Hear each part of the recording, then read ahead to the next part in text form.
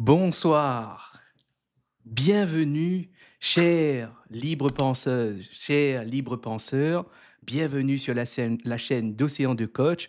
Je suis Frédéric Ranganayagui et ce soir, il y a un nouvel épisode de Bric-à-brac d'idées avec une invitée.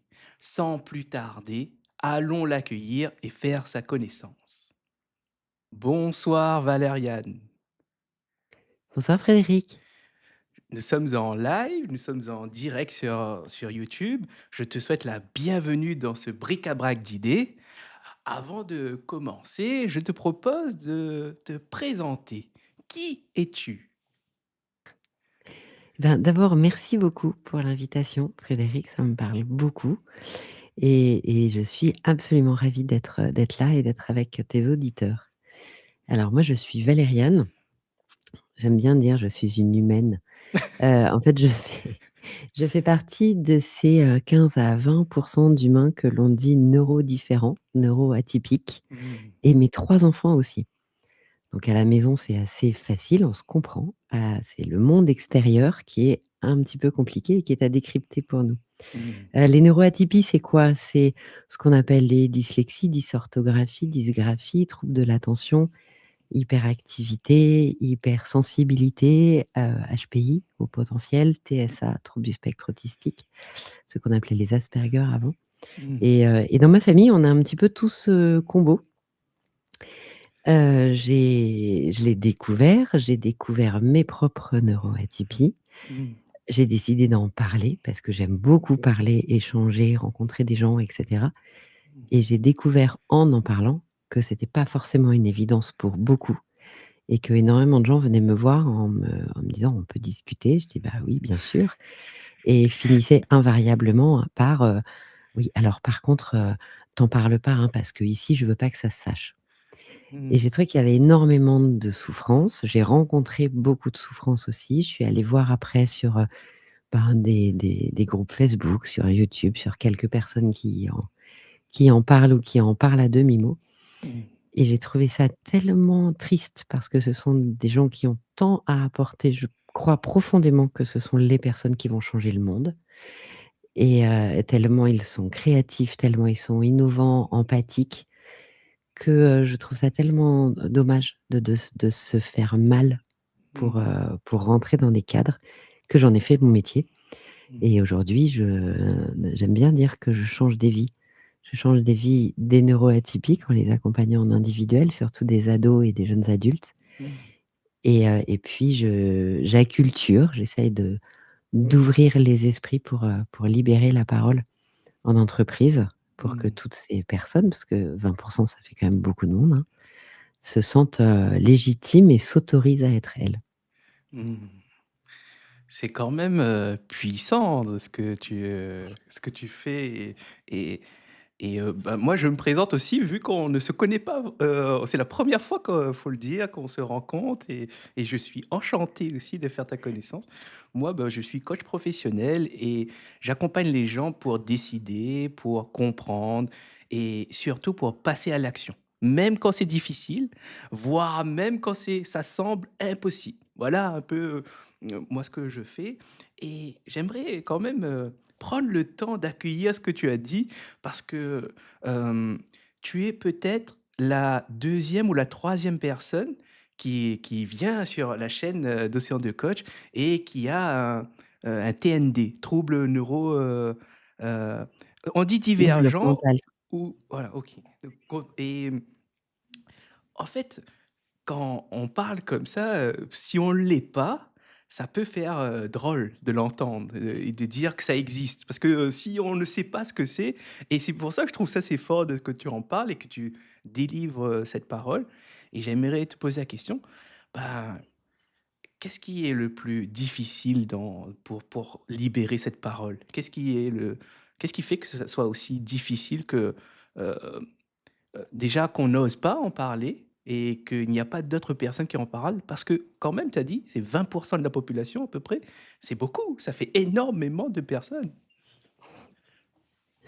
Exactement. En fait, bien souvent, ce sont des gens qui sont, très, caméléons. Je crois que, quand on est petit, le premier truc que l'on a envie, que l'on a besoin même, ça va jusque-là, c'est Mmh. d'être reconnu et d'être aimé. Mmh. Et au début, c'est, par papa-maman, Mmh. forcément et puis après on arrive à l'école et ça va être, par les copains de l'école. Et on se rend bien compte qu'on fonctionne pas pareil. On se rend bien compte qu'on a des idées qui partent dans tous les sens. On entend souvent, ouf, moi c'était l'histoire de ma vie. J'ai passé ma vie à entendre, «Tu n'as pas la bonne posture, tu poses des questions qui dérangent, mais enfin, tu vois bien que tu peux pas faire comme ça» et je comprenais pas en fait. On ne comprend pas l'implicite et on n'a pas les limites de la barrière sociale parce qu'on ne Mmh. comprend pas, il y a pas de mode d'emploi au monde. Il y a Mmh. pas de mode d'emploi à la société. Et donc comme on n'a pas ce mode d'emploi et qu'on a notre fonctionnement à nous, et ben, on dérange et on fait un peu, pas partie de la bande. Tu vois, Mmh. petite à l'école, j'avais pas de copine. Je rêvais, j'étais extrêmement envieuse de toutes ces filles, toutes ces personnes que je trouvais, belles, sûres d'elles, qui avaient une aisance incroyable, que et moi j'y arrivais pas. Mmh. J'y arrivais pas, je ne comprenais pas, j'étais à côté. Donc j'ai passé énormément de temps à observer. C'est ce que font la majorité des personnes avec un trouble du neurodéveloppement, en fait. Ils passent leur temps à observer et ça, déclenche aussi beaucoup de choses. Ça fait des gens qui sont extrêmement empathiques. Du coup, à force d'observer les autres, on se rend compte aussi de tout ce qui se joue dans les relations humaines. Mmh. Ça fait, et puis après au quotidien, enfin vous l'entendrez certainement, hein, d'ailleurs, ce sont des personnes comme moi qui vont, partir dans tous les sens, qui vont avoir 50 idées à la seconde, qui vont commencer plein, plein de projets, mais s'ils ont pas quelqu'un pour les aider à se cadrer, ils vont en finir aucun.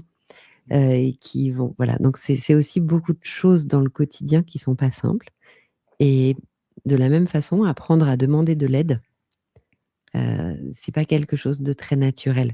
Tu vois, on apprend à être fort. Alors il y a encore une théorie des genres, hein. Quand tu es un homme, ou quand tu es un garçon, tu pleures pas, sois fort mon fils, tu montres pas tes émotions, tu et cetera et cetera. Et quand tu es une fille, tu peux rapidement, être, une pleureuse, être, une chochotte, être tu vois tous ces mots qui sont pas très agréables. Sauf qu'un neuroatypique, il a tout ça, qu'il soit fille ou garçon. Mmh. C'est pas toujours simple. Alors quand tu es petit, c'est un boulet, hein. C'est vraiment un boulet jusqu'à ce que tu le découvres et moi, il m'a fallu un temps incroyable pour le découvrir. J'ai pensé pendant des années, que j'étais ce qu'on me disait, donc que j'étais trop, que j'étais pas assez.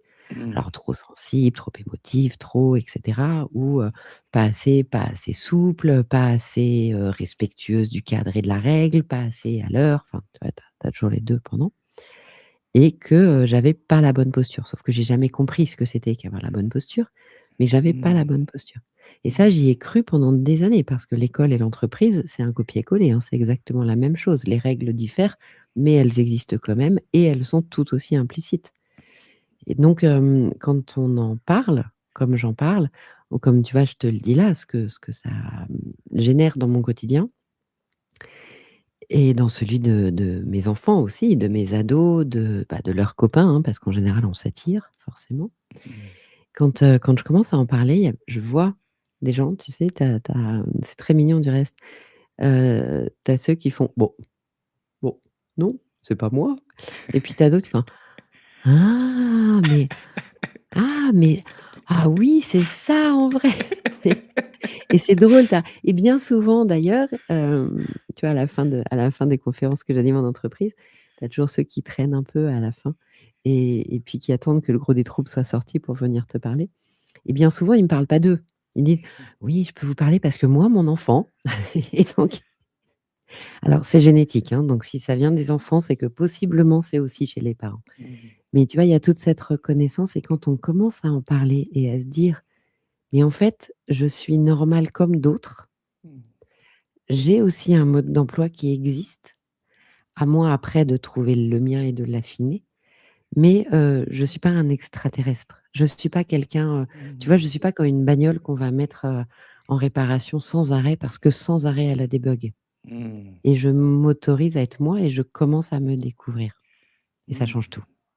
Et tu sais, là, c'est fort ce que tu viens de terminer là. C'est-à-dire que finalement, ces personnes ce ne sont pas des objets, où il y a un défaut de fabrication, où en fait, on doit les voir comme des humains qui ont des spécificités et des fonctionnements différents et c'est ça la richesse finalement et on est tous différents, quelque part et en même temps on a une ressemblance aussi quelque part et et tu sais, il y a un truc, je voulais te poser la question, selon toi, qu'est-ce qui explique ce positionnement, de ces personnes qui, en entendant ton discours, soit ils sont dans une forme de déni, «Je suis pas comme ça me concerne pas» et ceux qui disent: «Ah, ah, je comprends mieux» ou qu'il y a une forme de connexion, d'association d'idées qui explique certaines situations. Qu'est-ce qui fait la différence, ces 2 personnes, ces 2 profils, que tu as évoqués? C'est hyper intéressant comme question parce qu'effectivement quand tu creuses, il y a, beaucoup de culturel, Mmh. beaucoup d'éducation, OK. de, oui, énormément dans l'éducation. D'ailleurs, quel que soit le niveau socio-culturel, hein, du reste. Da il y a des et puis après, il y a pas mal aussi quand c'est en entreprise, en fonction de est-ce que tu es, manager, est-ce que tu es collaborateur, est-ce que tu es, et cetera. Mmh. Dans tous les cas, il y a un certain nombre de choses, de tâches qui te sont demandées. Il y a certains postes, certains jobs dans certaines entreprises où tu vas avoir un peu plus de marge de manœuvre, d'autres où tu vas devoir beaucoup plus, tu es beaucoup plus contraint. Mmh. C'est donc tu vois, il y a un petit peu un mélange de tout ça. Mais c'est surtout et je pense que, toi, tu le vois dans ton métier, tu disais en préambule que tu, accompagnes à passer à l'action.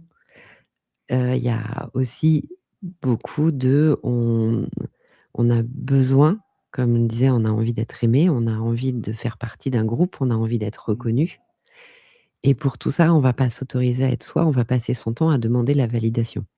La Mmh. validation de ses parents, la validation de son manager, la validation de ses amis, la validation de et cetera et on va pas forcément s'autoriser à vivre sa vie en pensant que si les autres disent non, ça veut dire que enfin valident pas, tu te retrouves mais ça tu dois le voir, quotidiennement en Mmh. accompagnant les personnes, tu te retrouves un peu en dehors du groupe et Mmh. on est des êtres sociaux. On n'a pas Mmh. envie d'être en dehors du groupe, ça fait très, très, très peur. Le Donc en rejet, fait, on quoi. préfère rester dans de l'inconfort que finalement, bon, on va l'accepter quand même, Mmh. plutôt que de sortir de cette zone de connaissance pour se dire: «Bah, je vais à la découverte de moi, de qui je suis, d'un autre». Mmh.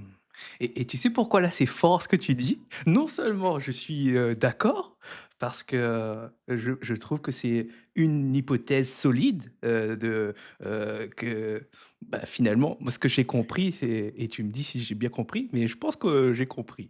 Mais, finalement, le coût de se faire rejeter par un groupe social qui est là, est tellement important qu'elle va influencer la décision de la personne de préférer garder ce qui est là que d'aller chercher parce que l'effort cognitif que cela va nécessiter et comme on ne sait pas, il y a un niveau d'incertitude, on préfère rester de ce qu'on connaît et de ce qu'on a que d'oser aller à côté chercher ou peut-être même se remettre en question parce que c'est plus facile et ça demanderait peut-être moins d'efforts et en même temps, bah, ce que je me dis et c'est là où j'aime beaucoup ce que tu dis, c'est-à-dire d'aller se questionner là-dessus parce que finalement, même si on est rejeté quelque part, il y a d'autres groupes qui existent et moi ce que j'entends, c'est ton message d'espoir, c'est-à-dire: «Oui, on peut être rejeté ici, oui, ça va faire mal, oui, c'est difficile, mais peut-être qu'on peut accepter ailleurs» et c'est le ailleurs qu'il faut peut-être questionner où est-ce que, comment on fait et question principale toi, qu'est-ce que tu conseilles pour justement avoir cet élan de bah, déjà moi j'ai une réponse et bah, toi déjà le fait que tu parles, tu dis ça, c'est déjà une première réponse. Mais quelle autre, solution ou peut-être étape tu conseillerais toi pour que les gens qui nous écoutent, qui sont dans ce cas-là, trouvent cet élan, ce petit élan pour se questionner, pour essayer de faire un premier pas? Heu, je t'écoute. Il y avait, alors il y a 2 choses qui me viennent. Je fonctionne beaucoup en images. Il y a 2 images qui me viennent quand tu dis ça. Une première, c'était, je repense à mes enfants quand ils étaient petits. Mes 2 plus jeunes ont 12 mois d'écart, donc ils sont très, très proches, au moins en âge et très, très différents dans leur neurodifférence et ils étaient tous les 2 devant la porte. On allait partir à l'école. J'allais les accompagner à l'école. Ma fille était en larmes, elle voulait pas y aller, enfin, comme très, très souvent le matin. Et puis, et elle disait: «Mais j'en peux plus, j'en ai marre de pas être comme les autres. Moi, je voudrais être comme les autres, je comprends pas» et cetera et son frère, posé, calme, la regarde et lui dit: «OK et donc tu veux être comme qui?» «Non, parce que moi, les autres, je sais pas qui c'est. Alors tu veux être comme qui? Comme ta copine machin», puis alors il cite toutes ses copines, puis elle la regarde: «Non mais, non mais, je sais pas mais, parce qu'effectivement, les autres n'existent pas. Donc, tu as envie d'être accueilli dans un groupe et d'être comme les autres sans réellement savoir comme qui tu veux être, en fait. Mmh. Et ça, c'est déjà un premier tu vois, d'accueillir. Je suis surtout pas rentrée dans leur échange. J'ai trouvé ça très joli. Ils devaient avoir, 8, ouais, 7, 8 ans à ce moment-là, tu vois? Ils étaient Mmh. petits encore. Et ça, c'est la première image qui m'est venue déjà de se questionner sur comme qui tu veux être et est-ce que c'est vraiment ça dont tu as envie? D'être comme d'autres? Mmh. Ou tu vois, c'est, qui sont tes mentors? Qui sont les gens que tu admires? Et Mmh. si tu les admires, si ce sont des mentors, quand bien même, c'est, des artistes, de cinéma ou autres, hein, mais, est-ce que réellement tu connais le chemin qu'ils ont parcouru? Mmh. Est-ce que, et réellement tu as envie d'accéder à ce qu'ils sont là aujourd'hui sans parcourir ce chemin? Parce que c'est souvent le cas, hein. Mmh. Tu vois? Oui, je veux être, Mbappé. Bah, d'accord, mais est-ce que tu réalises tout le chemin qu'il a fait et tous les entraînements? Est-ce que tu es vraiment prêt à ça? Ou est-ce Mmh. que c'est la notoriété immédiate qui va t'attirer? C'est tu Mmh. vois? Donc déjà se dire: «OK, de quoi j'ai vraiment envie?» Comme qui je veux être, qui sont mes Mmh. idoles, qui sont, les d'écouter son cœur. Qu'est-ce qui résonne? Qu'est-ce Mmh. qui vibre en moi? Et là déjà c'est, et puis il y en a un autre, c'est une image sur laquelle je suis tombée un jour qui m'a fait hurler de rire, d'un chêne absolument magnifique, c'est un arbre, un chêne absolument somptueux, très vieux, très grand, très beau et cetera et c'était marqué au-dessus, heu, quelque chose comme, «Si tu te sens pas bien là où tu es, bouge, tu es pas un arbre». Et c'était top et c'était top parce que c'est exactement ça, tu vois? Tu peux te retrouver dans un un milieu, que ce soit un milieu professionnel, même que ce soit un milieu familial aussi, hein, si difficile soit-il, que ce soit, au milieu de groupes d'amis ou à minima de connaissances. Tu peux Mmh. enfin, même dans des soirées, ça peut être aussi très épisodique, hein, dans des soirées, des concerts, mais si tu t'y sens pas bien, mais bouge, tu vois? Mmh. Qui t'oblige à y rester? Et Mmh. bien souvent, quand tu y réfléchis, ce qui t'oblige à y rester, c'est toi-même et c'est toi-même par ta peur du regard et du jugement des autres. Mmh. Quand tu arrives à dépasser ça et à vraiment, écouter toi, ton cœur, à te respecter toi, tu arrives à dire: «Bah, écoutez, ouais, non merci, là, je vais pas aller boire un dernier verre avec vous. Non, là, je vais pas aller dans l'hypermarché, je préfère aller dans le petit à côté parce que c'est moi, ça me convient mieux et puis, bah, non, je suis plus, bien dans mon couple ou dans cette entreprise et donc je vais faire en sorte de trouver l'endroit où je vais aller mieux». Mmh. En fait, je vais te dire quelque chose, heu, en fait, c'est impressionnant la façon dont tu exposes les informations. Parce que c'est comme si c'est facile. C'est-à-dire que tu as une aisance aujourd'hui à en parler et à détailler et à articuler et proposer des une vision, des solutions et Et tu es pas obligé de répondre, mais j'ai envie de te poser la question. Quelles sont tes références à toi? Qui tu parce que tu as parlé d'un truc vraiment important. Moi, j'aime beaucoup ça, c'est de se dire à qui tu veux ressembler? Quels sont tes modèles? Qui t'inspire le plus? Tu vois? C'est et toi, est-ce que tu accepterais de nous faire part de quelques références, qui t'inspire, qui tu veux ressembler? Heu, Je me suis longtemps posé la question, j'ai beaucoup, changé. En fait, c'est mes enfants qui m'ont beaucoup fait évoluer, mmh énormément même, parce que moi je suis rentrée dans le cadre, hein, tu vois? À l'adolescence, j'avais envie de hem, à l'adolescence, j'étais, folle amoureuse d'un garçon qui était, musicien, enfin qui est toujours du reste, musicien qui voulait partir en tournée, qui me disait moi j'étais photographe à ce moment-là, qui me disait: «Viens, mais de toute façon, on ne sait pas de quoi demain est fait, donc allons-y, vivons notre vie» et cetera, et je sentais que c'était exactement ça dont j'avais envie. C'est mh. exactement ça dont j'avais besoin. C'était moi, en fait, c'était ma vie. Et sauf que, la bonne éducation en école, privée catholique avec uniforme, le tu vois, j'avais tout ça, une vie parisienne et cetera, j'avais tout ça et je me suis mis moi-même des tas de blocages. Donc j'ai lâché la photographie, j'étais photojournaliste, j'ai lâché la photographie.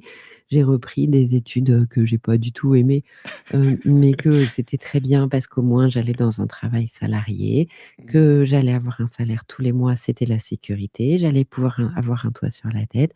Pourquoi pas acheter un premier appartement? Enfin, tu vois l'espèce de vie tracée, donc je me suis Mmh. dessiné ça, en fait. Et quand mes enfants sont arrivés, moi, je voulais les triplés, tu sais, du magazine Elle, avec, les bermudas bleu marine, les chemises en lin, les robes à smoke. Ah, je les ai habillés comme ça.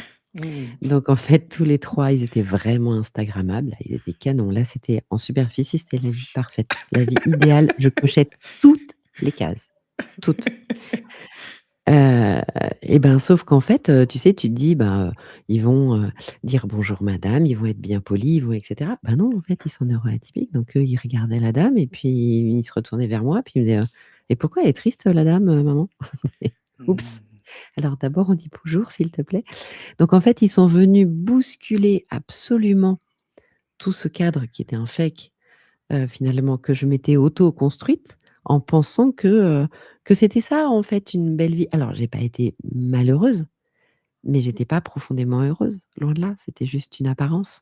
Mmh. Et ça a été des années en découvrant les neuroatypies des enfants, en découvrant les miennes, en ayant encore des tonnes d'injonctions à faire et à être, que déjà moi je m'étais mise moi-même, tu vois? En faisant un mariage qui va bien, des enfants qui vont bien, les et cetera, venaient se rajouter des injonctions de, ben, c'est, 5 minutes de table de multiplication par jour, 10 minutes de lecture, juste 10 minutes, ça suffit, ça ira très bien.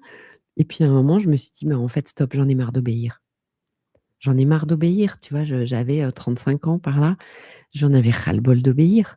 Mmh. Et je me suis dit: «Mais en fait, je vais me documenter moi et je vais apprendre moi pour pouvoir faire mes propres choix et je vais pas les faire», et j'étais pleine de colère, de hurlements, de tout ça, quoi.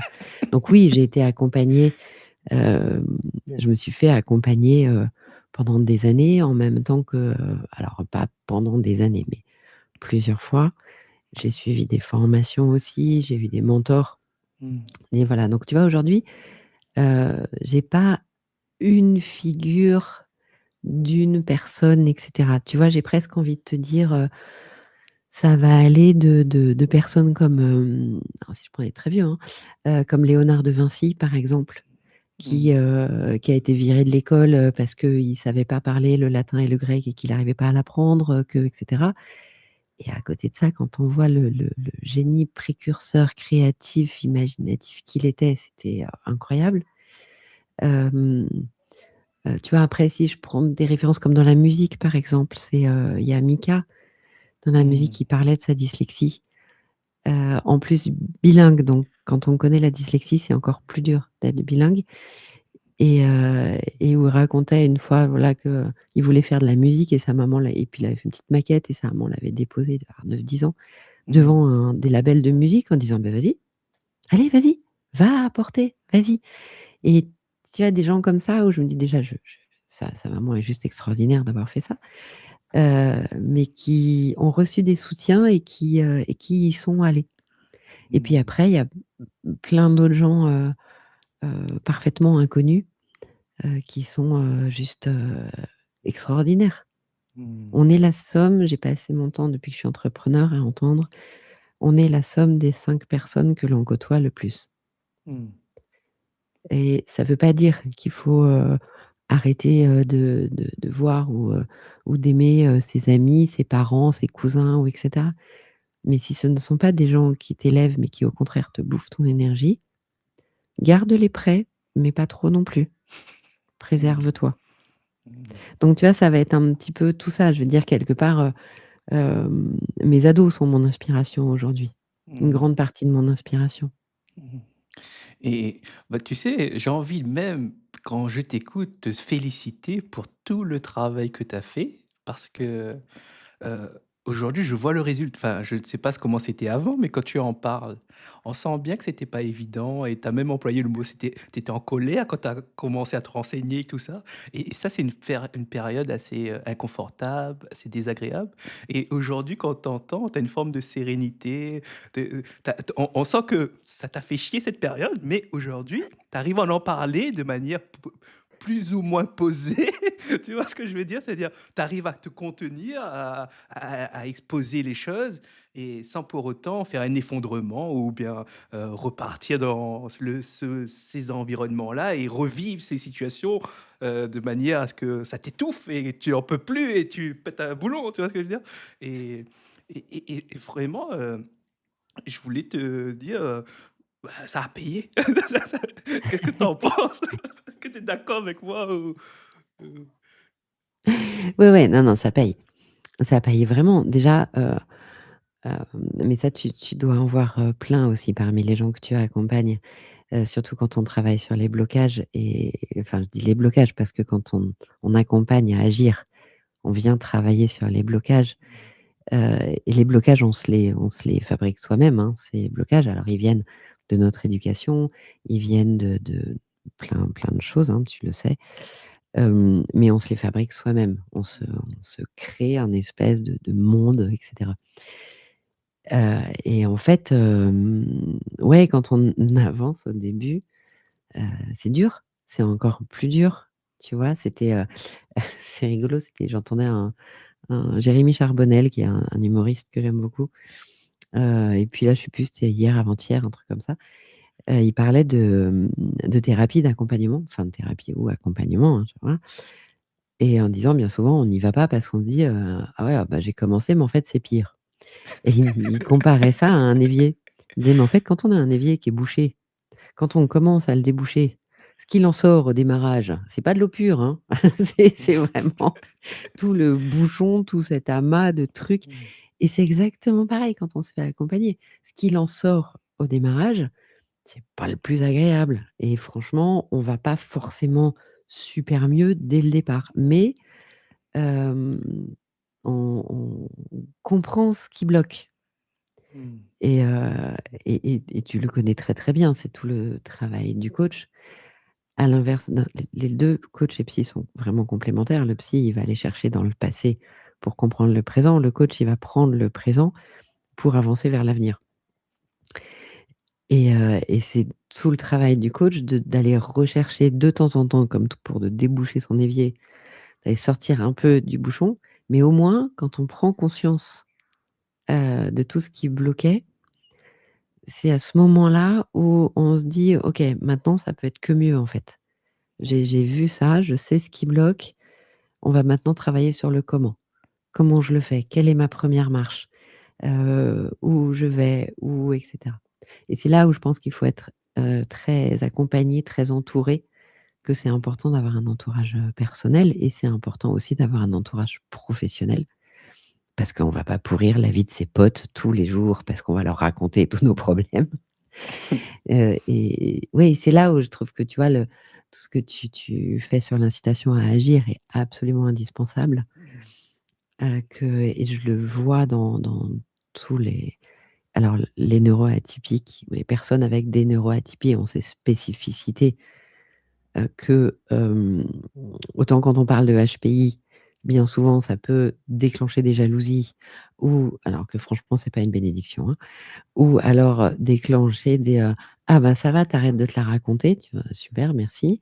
C'est Mmh. vraiment pas une bénédiction, donc c'est des choses spécifiques à travailler et quand on parle de troubles neurodéveloppementaux, les troubles 10, les, troubles de l'attention, là, il y a le mot handicap qui vient au-dessus et Mmh. alors là, dès qu'on prononce le mot handicap, c'est terminé, il y a plus personne, c'est: «Non mais moi je suis pas handicapé».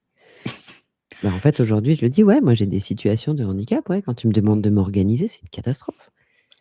Eh, Après maintenant, je sais faire, mais je dois dire ce que tu viens de dire, ce n'est pas évident. C'est-à-dire, oui, j'ai des situations d'handicap, ça, c'est extrêmement, pour moi, hein, peut-être tu ne seras pas d'accord, mais pour moi, avant d'arriver à dire ça, il faut accepter certaines choses et avant d'accepter certaines choses, ça nécessite, comme tu as dit, de poser quelques questions en amont sur son évier, comment et du coup, bah, et c'est pour ça, je voulais vraiment souligner cette, ce que tu as dit que tu as fait un travail et on voit le résultat du travail et en plus, heu, hem et je voulais aussi rajouter ça, parce que je pense qu'ici, ma vision, moi, du coaching, elle est un peu particulière. C'est-à-dire que, pour moi, la différence et ben, ça serait intéressant justement qu'on en discute aussi.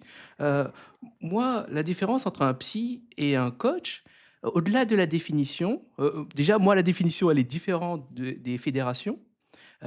Pour moi, la définition, c'est le coaching, c'est une démarche pédagogique où on apprend à son client à penser par lui-même. T Moi, c'est que ça et après il y a des caractéristiques pour savoir comparer les disciplines et pour moi, la véritable j'y réfléchis longtemps. Je me suis dit: «Mais quelle est la différence réelle entre un psy et un coach?» J'ai réfléchi, réfléchi, réfléchi et j'ai arrivé à ça qui est finalement, c'est la gestion du risque. C'est-à-dire, si on reprend ton image de mmh. levier, c'est-à-dire le psy et le coach, ils vont arriver devant l'évier qui est bouché et là, selon leurs compétences, ils doivent être honnêtes et sincères et dire: «Est-ce que ici je peux intervenir ou pas? Est-ce que je prends ce risque d'intervenir en sachant que, par rapport aux éléments que je vois là, il y a potentiellement d'autres problèmes dans la maison. Il y a pas que l'évier qui est pété». Et là, en tant que professionnel de l'accompagnement, parce que quand on arrive devant l'évier, c'est une rencontre humaine imprévisible. On ne sait pas qu'est-ce qui est pété dans la maison. Tu vois ce que je veux dire? C'est-à-dire, là, on voit l'évier. La personne, elle vient, elle monte l'évier en priorité. On dirait elle est bouchée. Ouais, mais ça se peut, il y a les toilettes, ça se peut, il n'y a plus d'électricité. Et tu vois, ça, c'est ça pour moi la différence. C'est-à-dire, un coach, il a ses outils, mais il y a des limites dans ses outils. Et il y a des secteurs, il ne peut pas intervenir et il en a conscience de ses limites. Et le psy, et moi, j'ai envie de dire ça, mais je ne suis pas encore tout à fait sûr. Mais j'aime dire que le psy peut faire ce qu'un coach fait, mais l'inverse, non. C'est-à-dire que, il y a des outils de psychologues sur lesquels ils font du coaching, ils font une forme de coaching où ils accompagnent à passer à l'action, à comprendre, à prioriser et cetera. Mais le coach, lui, dans certains domaines, il ne peut pas y aller parce qu'il n'a pas les outils ni la connaissance et ça peut provoquer, des débordements et des complications, des risques qu'il ne peut pas assumer et là, ça met en danger lui et sa profession et Mmh. aussi la personne, et nous, on n'a pas de patients, on a des clients et tu vois, il y a aussi cette distinction. Bon, j'ai parlé beaucoup, mais quel est ton avis là-dessus? Pour moi, la vraie différence, c'est sur la gestion de risque et c'est cette, sincérité, cette honnêteté qu'on a de savoir délimiter ce qu'on fait et ce qu'on ne peut pas faire. Ouais, c'est hyper intéressant. C'est vrai que ce sont des questions que je m'étais pas mal, posées. Moi, j'ai vu les 2, hein. J'ai vu des psys, j'ai vu des coachs, j'ai vu, et heu et à chaque fois, il y avait des choses où, alors comment dire? Le, pouvoir, poser une parole, c'était très important, hein, et ça a été très important à un moment. Pouvoir avoir une oreille qui m'écoute Mmh. sans me conseiller. sans me dire quoi faire, sans et cetera et là, ça a été le psy Mmh. et heu et il savait, gérer aussi les, enfin le il savait accueillir, en tout cas, ce que je venais déposer. Mmh. En revanche, pas du tout pour de l'action, pas du tout pour avancer, pas du tout pour, aller de l'avant. C'était Mmh. voilà, aujourd'hui tu découvres qui tu es et c'est déjà un immense chemin, hein, de découvrir qui on est. Ensuite, ceux qui m'ont le plus aidé vraiment à avancer, à partir du moment où je me suis dit: «Oui, bon, bah, c'est bon, ça va, je me connais au moins suffisamment pour avoir envie maintenant de commencer à bouger», ceux qui m'ont, vraiment aidé à passer à l'action, ça a été des coachs, Mmh. toujours.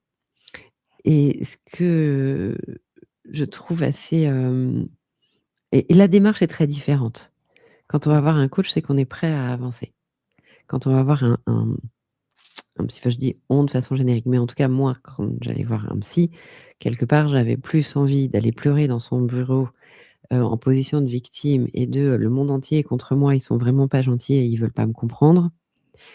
Alors que le coach, il m'a bien remis au pied du mur en me disant: «Mais en fait, tu sais que tu es ton pire ennemi». Et c'est-à-dire?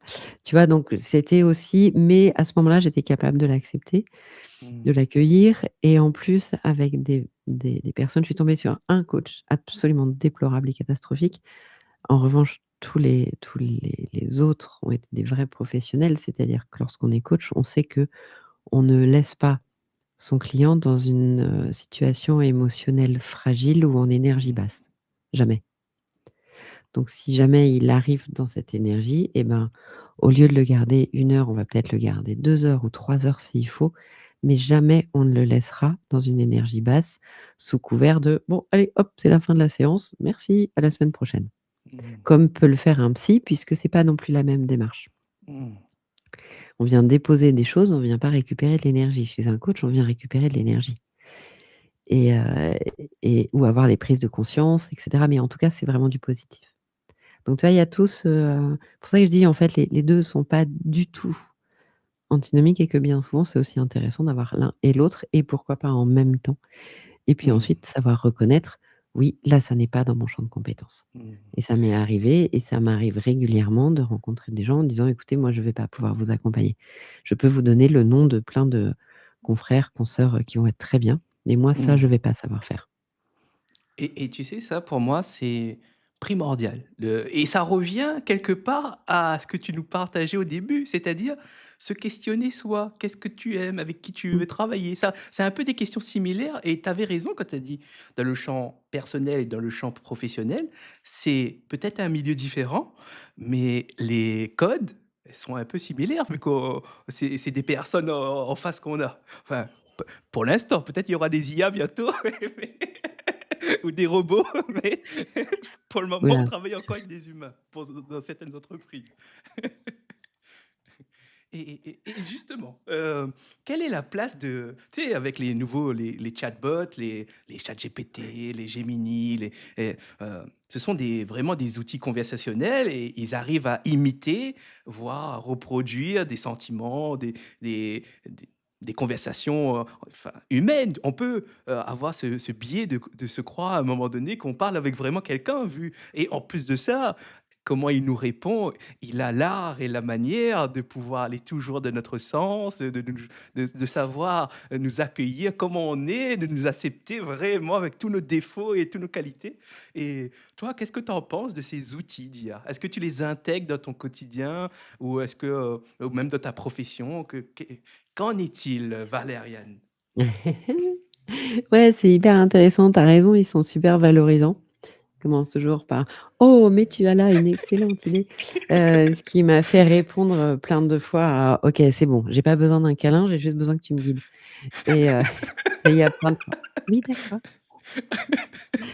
Ouais, ouais, alors pour le coup, je lui parle vraiment comme à un pote, comme Mmh, quelqu'un que je alors pour il me connaît très, très bien maintenant parce que, parce que je crois que j'ai commencé à bosser dessus quand OpenAI a sorti, ChatGPT, tu vois? Donc enfin ça remonte, mais c'est pas si vieux non plus. Je lui demande enfin, il fait rien à ma place. En revanche, il me guide. C'est-à-dire qu'avec mon trouble de l'attention, je vais partir dans tous les sens. Je vais avoir 50 idées, je vais partir dans tous les sens absolument et qu'à la fin de la journée, j'aurai commencé 20 trucs, j'en aurai pas fini un seul et possiblement le lendemain, je vais tout remettre en question. Donc en fait, je travaille avec lui de la manière suivante. Je dis: «Voilà, ça m'arrive de lui dire: "Voilà, j'ai des jours où je veux j'ai un podcast à enregistrer, j'en ai un autre à monter, j'ai ça à faire, j'ai ça à remettre en ligne, j'ai, des clients là, tiens, je dois répondre à ce client, je dois" voilà, hop, hop, hop, j'ai mon livre, j'ai nin. Alors en général, il commence par: «Ouh là là, tu le cerveau en surchauffe». Je fais: «Oui, bah, je sais» et ensuite il me dit: «Alors, Heu, le plus important, quel est le plus important pour toi aujourd'hui? Est-ce que c'est le business? Est-ce que c'est développer ça? Est-ce que c'est apporter de la valeur? Est-ce que c'est nin tu vois? Donc il va commencer par me questionner Mmh. et ensuite il me dit: «OK, alors maintenant je vais te cadrer», et il sait, tu vois? Il me dit: «Avec ton trouble de l'attention, je vais cadrer, on va faire marche après marche». Mmh. Donc en fait, c'est pas lui qui fait à ma place. Là, je suis en train d'écrire mon livre en ce moment, c'est moi qui rédige tout. Mmh. Mais il me dit: «OK, chapitre là, est-ce que tu l'as terminé? Normalement, tu dois pouvoir l'écrire en 2 heures». Mmh. OK, donc là, tu vois, je mets mon timer et je sais que pendant 2 heures, je me déconcentre pas, je reste dessus, ça me cadre Mmh. et derrière, je dis: «OK, j'ai fini le chapitre. Non, non. OK, est-ce que tu veux que je relise? Oui, non. Non, merci, ça va. Qu'est-ce que» et cetera. Donc tu vois, il va me donner je lui ai fait faire des programmes de jeu alors jamais de semaine parce que je les respecte pas, mais je lui fais faire des programmes de journée. Il me Mmh. dit: «Aujourd'hui dans ma journée, comment je peux, m'organiser? Comment je peux?» et cetera et cetera. Tu vois, il y Mmh. a plein c'est moi qui écris tous mes posts LinkedIn. C'est moi qui Mmh. écris mes podcasts, tout intégralement et parfois je me dis: «Ben, voilà» j et je lui mets dedans en disant: «Voilà, j'ai écrit tout ça, est-ce que tu vois encore d'autres choses que je pourrais détailler ou des sujets dont j'ai pas parlé?» Et Mmh. là, il m'envoie toute une liste de sujets dont j'ai pas parlé et je dis: «Ah bah oui, effectivement» et de temps en temps, et c'est là où c'est ultra pratique, je dis: «Est-ce que tu peux me sortir et me faire aller chercher et me faire un résumé des de toutes les études des derniers 6 mois qui ont été faites, aux États-Unis ou au Canada sur les troubles neurodéveloppementaux?» Et Mmh. là, il va me donner et je dis: «Et surtout, tu me donnes les sources, les précis et cetera». Donc en fait, Mmh. il va me faire toute une recherche documentaire qui vont, moi, m'amener aussi beaucoup de bénéfices, Mmh. dans ma pratique, beaucoup d'aide. C'est toujours très intéressant d'aller voir ce qui se passe ailleurs et comment c'est fait ailleurs Mmh. pour aussi, bah, évoluer puis sortir de son cadre et de ses petites boîtes, tu vois? Mmh. Donc Et oui, je travaille énormément avec tous les jours, mais il fait rien à ma place. mmh et une question, tu le fais à l'écrit ou en vocal? Alors moi, j'écris parce que j'adore écrire. Je sais que mes ados travaillent énormément avec ChatGPT aussi, hein, depuis qu'il est sorti Mmh. et ma fille écrit un peu. Enfin, ils savent tous les 2. Ils ont eu tous les 2 des ordinateurs très tôt. Ils ont appris à taper, ils ont appris la dactylo très tôt aussi, donc ils savent faire. Mais pour mon fils, c'est un tel effort que, il fait tout en vocal, Mmh. tout. Et tu sais, moi aussi je l'utilise et je trouve, fort incroyable comment, en même temps, enfin il y a toujours un paradoxe, mais, ça en même temps il y a une certaine fracture parce que c'est vrai qu'aujourd'hui c'est plus accessible parce qu'on n'a pas besoin de connaître beaucoup de vocabulaire. Il arrive à prédire ce qu'on voudrait par rapport à quelques mots, on va dire assez pauvres, même si on a un pauvre langage, même si il arrive à prédire des choses et à faire des stats qui marchent bien et qui correspondent bien. Et en même temps, plus on a de vocabulaire, plus on sait préciser comme toi tu le fais, c'est-à-dire tu sais le cadrer, c'est ton assistant, c'est toi qui décides, c'est toi le patron et il t'obéit au doigt et à l'œil et tu vois, il y a cette fracture aussi parce que finalement, on moi dans mon cas à moi, par exemple, je me suis aperçu que, bah, plus je l'utilisais, plus j'apprenais de vocabulaire et plus je savais demander ce que je voulais. Mais je me suis posé la question, mais quand on a très peu de vocabulaire, finalement, ça change pas. C'est-à-dire le reflet de la société, c'est-à-dire moins on est éduqué, moins on sait formuler ce qu'on veut et plus on a du mal à avoir ce qu'on veut quelque part c'est reproduit aussi ici. Toi, quel est ton positionnement, vis-à-vis de ça? C'est toute une acculturation. Alors c'est hyper vaste ta question, je la trouve passionnante parce que, c'est, tu vois, je vais repartir de l'école. C'est Mmh. quelque chose qu'on n'utilise pas à l'école et qu'on n'apprend pas à l'école. Or, des enfants qui ont de la dyslexie ne vont jamais lire un roman parce Mmh. qu'ils ne peuvent pas, en fait, tout simplement, hein. Quand mes enfants, ont des livres à lire, ce sont mes soirées lecture, hein, je le sais. Mmh. Mais, alors j'ai pris, Audible, on a pris des livres audio, ils ont vraiment développé ça à l'oral. Mmh. En apprenant à parler à la machine, chose qu'on n'apprend pas à l'école, hein, des vocaux, alors maintenant ils font de plus en plus de vocaux, mais en apprenant à parler à la machine, eh bien, il faut que ce soit extrêmement précis comme si on l'écrivait. On n'écrit pas comme on parle. Et c'est Mmh. là où ça va venir chercher une précision de vocabulaire pour que vraiment ils nous comprennent, et la langue française est très riche.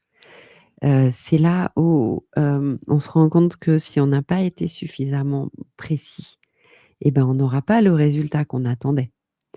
Mmh. Que tu vois, il y a c'est tout ça, et ça, ce sont des choses qu'on n'apprend pas à l'école. À l'école, on n'apprend pas à parler.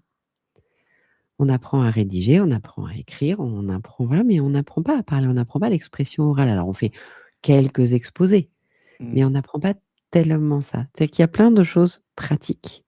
J'entendais quelqu'un récemment, un humoriste, je crois. Je suis beaucoup d'humoristes, hein, j'adore.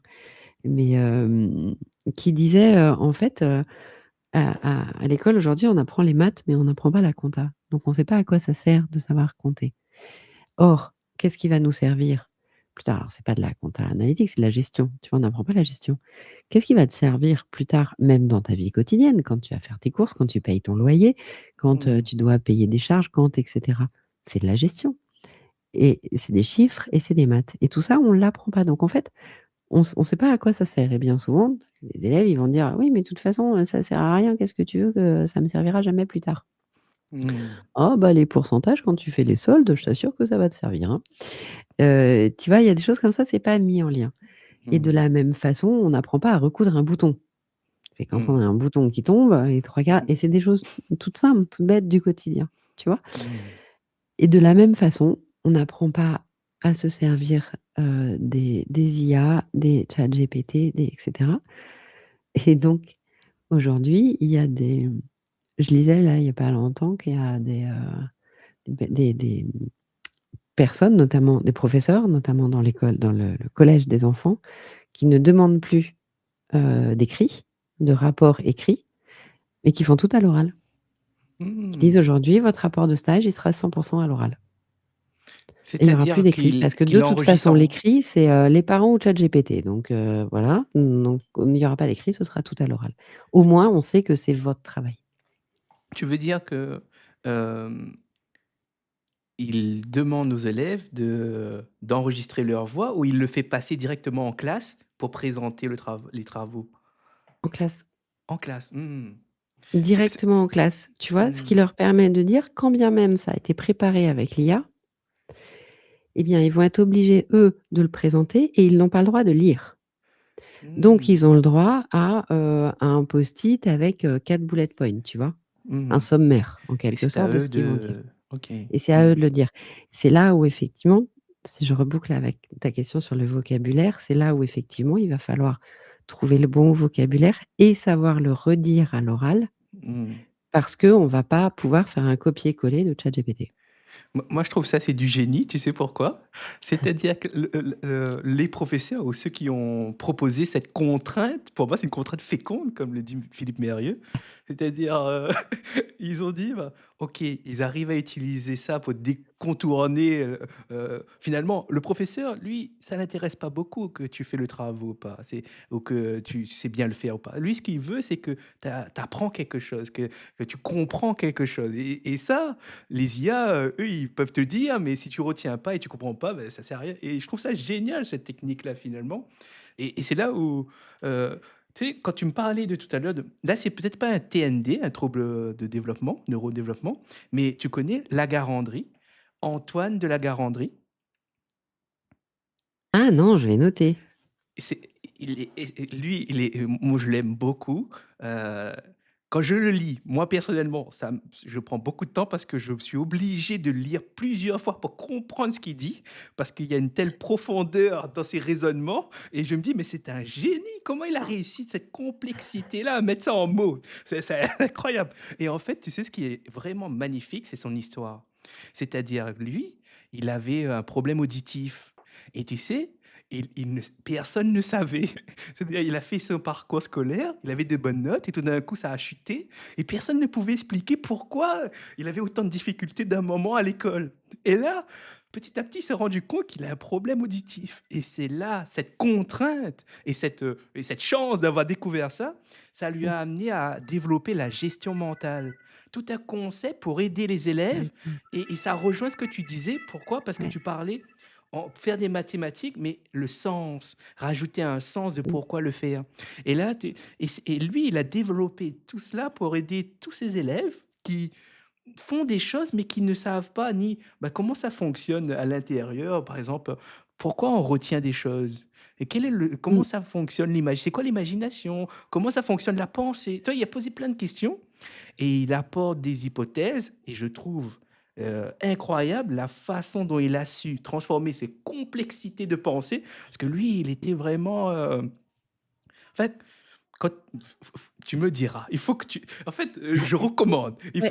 J'aimerais beaucoup que tu me dises, après, qu'est-ce que tu en as pensé? Tu lis quelques lignes de ses ouvrages parce que je trouve ça incroyable. Je trouve que c'est un génie, tout de suite, Mmh. hein, c'est un boss des boss, quoi. C'est le top de en ter en termes de transmettre la connaissance, je le mets vraiment haut et et tu sais, tout ce que tu as dit, ça me fait penser, il y avait un invité qui s'appelle, François, que je passe le bonsoir, qui veut devenir professeur mathématiques et il disait justement et on en parlait justement, bah, que les devoirs de maths, c'est exactement ce que tu disais. C'est-à-dire que les élèves utilisent ChatGPT, ils ont des très bonnes notes aux devoirs à la maison et quand ils arrivent en cours, le professeur a refait le même devoir mais sans l'IA Ouais. et là, c'est catastrophique. On voit que la différence entre comprendre et savoir et c'est flagrant et tu as ce que tu me dis, de le faire vivre tout de suite aux élèves, ça c'est super. Tu vois? Ça, c'est une, heu, peut-être que bientôt ils auront des écouteurs ou des lunettes, tu vois les iris avec, les visuels et ils pourront faire, mais dans tous les cas, c'est positif, quoi. C'est un progrès et ça va peut-être faire Mmh. changer, le modèle de l'école, et nous arrivons bientôt, je regarde l'heure et je vois qu'on arrive bientôt à la fin de notre échange, de ce live. J'aimerais te poser une question. Est-ce que tu aurais une citation ou un texte ou quelques mots qui viennent de toi, à nous partager, à partager à ceux qui vont écouter, ce live et de ce et qui est en lien avec un peu ce qu'on a parcouru un peu, on a navigué comme ça ensemble? Écoute, le premier truc qui me vient là, heu et je trouve qu'il nous rejoint du coup aussi tous les 2 dans nos pratiques et dans ce qu'on propose à nos clients, c'est de reprendre cette image du chêne qui est bien ancré dans ses racines et de dire, ben, si tu te sens pas bien là où tu es, bouge, tu es pas un arbre. Mmh. Que c'est, tu vois, de rentrer ouais, je pense que je conclurais comme ça et puis en disant, par contre, comme, tu l'as souligné plusieurs fois, c'est un chemin, c'est un long travail et de surtout pas rester tout seul et de pas faire ce chemin tout seul. Qu'il y a, des tas de professionnels qui sont très bien, Mmh. qu'il y a plein de professionnels aussi qui sauront dire: «Non, là je me sens pas capable de vous accompagner et par contre je peux vous adresser à des confrères, consoeurs, mais pas avec moi». Au moins avoir cette honnêteté et cette humilité de Mmh. savoir dire ça parce qu'on accompagne de l'humain. Mmh. On n'est pas des objets et on n'est pas des objets à réparer. Mmh. Donc, c'est toute le l'importance de la chose. Voilà. Mmh. Et même je rajouterai un numéro que je cite souvent sur la chaîne, tu dois le connaître peut-être, c'est le 31 14. C'est le numéro des appels pour les personnes qui sont en souffrance ou qui voient ou qui ont vécu et qui de la souffrance et qui ont besoin d'aide Mmh, et c'est 31 14. C'est gratuit, c'est sur toute la France, et pour mmh, ceux qui n'aiment pas appeler, il y a aussi d'autres numéros, là je les ai pas en tête, mais qui peuvent aider quand on est seul justement. On peut même envoyer des messages aujourd'hui par SMS avec, mmh, des professionnels qui sont là et qui sont prêts à intervenir. Aujourd'hui, franchement, ça fait je suis content que, ça supprime pas les malheurs, ça supprime pas la souffrance et cetera, mais il y a des choses qui se sont développées justement pour mieux accompagner et prendre en charge la souffrance des personnes et ça fait quand même plaisir de savoir ces numéros, que ça existe aussi, quoi. Si vous n'avez pas d'argent, si vous n'avez pas c'est pas grave et comme tu as dit, il y a des gens, il y a des professionnels qui sont là pour aider, qui peuvent réorienter et et surtout, ben, avoir un contact, quoi. Si vous avez personne, ça aide énormément. Heu et bien, sur ce, Valériane, je te laisse un petit mot de la fin. Moi, je commence et après je te laisse pour terminer et on coupera le live. Moi, je tiens à te remercier sincèrement et je te l'ai dit, je suis impressionné par ta capacité aujourd'hui, par ta compétence de pouvoir parler de sujets aussi complexes, qui amènent des émotions, hein, qui fait réagir, et surtout quand on n'est pas connecté, enfin pas connecté, quand on n'est pas concerné. C'est-à-dire que, c'est des sujets qu'on ne peut pas savoir si on ne le vit pas et on ne peut pas comprendre et quand on ne comprend pas, ça appelle la frustration et on est la frustration. Pour moi, c'est normal mais il faut savoir que c'est juste parce que vous ne comprenez pas quelque chose que vous êtes frustré et moi j'aime bien dire, c'est une émotion épistémique. C'est lié à l'apprentissage et c'est normal d'être frustré et au contraire, c'est bien. Si vous êtes frustré, ça veut dire qu'il y a quelque chose que vous ne comprenez pas. Alors, il y a pas d'autre moyen que de faire avec et de gérer sa frustration et sinon, vraiment, c'était un plaisir d'entendre tes concepts et les idées que tu as apportées et je suis tout à fait en accord sur certains, par exemple, comme aller vers les autres, se questionner soi, décider ce qu'on veut, qui on veut être, qui on aimerait. C'est vraiment des idées puissantes. Pour moi, c'est voilà, c'est puissant sur lequel on peut se construire et on peut, vraiment se sentir un peu plus heureux, quoi, tu vois?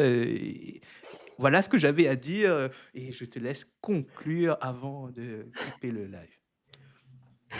merci infiniment Frédéric pour ce beau moment d'échange. C'est toujours, très riche et très agréable. Le, mais écoute, en conclusion, je dirais que, une vie, on n'en a qu'une, on n'en aura pas d'autre derrière, que, un instant et que la vie est très belle et qu'en fait, le fait qu'elle soit belle, c'est un choix.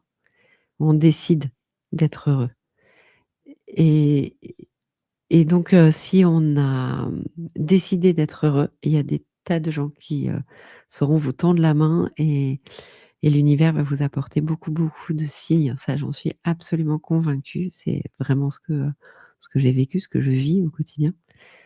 Donc voilà, on n'a qu'une seule vie. Si vous voulez décider d'être heureux, et bien, c'est votre choix et je trouve que c'est un très, très beau choix. Courageux aussi. Merci Valériane. Merci à tous ceux et celles qui vont écouter. J'espère que l'échange vous a plu et je vous dis à très bientôt. Notre live touche à sa fin. Merci Valériane. Bonne soirée.